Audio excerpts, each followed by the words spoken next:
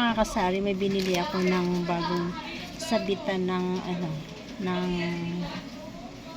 ng mga chicherya. So, hindi lang chicherya ang pwedeng mong isabit dito. So, kahit mga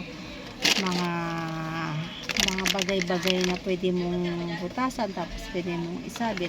Kasi dati mga kasari, meron ako nitong nabili. Ganito rin siya, pero hindi ganito, wala kasing wala siyang ganito sabitan. So, yun ang kagandahan dito, may sabitan na siya. So, ito yung dati kong na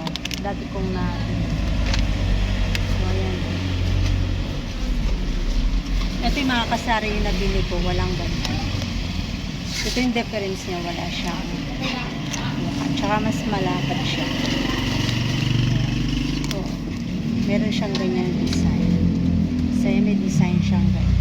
Ito. Meron siyang ganyan. Tapos, ito wala.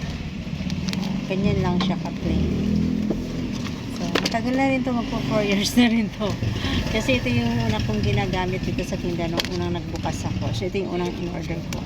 So, ito yung bago ngayon na in-order ko naman sa Lazada. So, ayan lang mga kasari. So, ngayon mag-aayos ako ng aking mga paninda. So, ito yung mga kasari ang kanyang result. So, ayan siya. So, hindi na kailangan mamorproblema sa mga sa parang ganito. Ayan. Abit mo na lang siyang ganon. So, pwede mo na siyang i-display dito. And meron pa siyang lock. Ayan o. Meron pa siyang lock siyang ganito.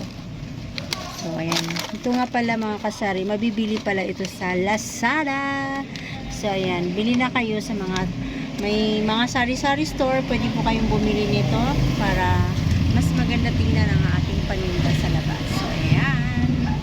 So, ayan lang guys. Ang aking masishare sa inyo ay ang sabitan ng mga chicherya. So, ayan. Ganda, diba? So, yan lang.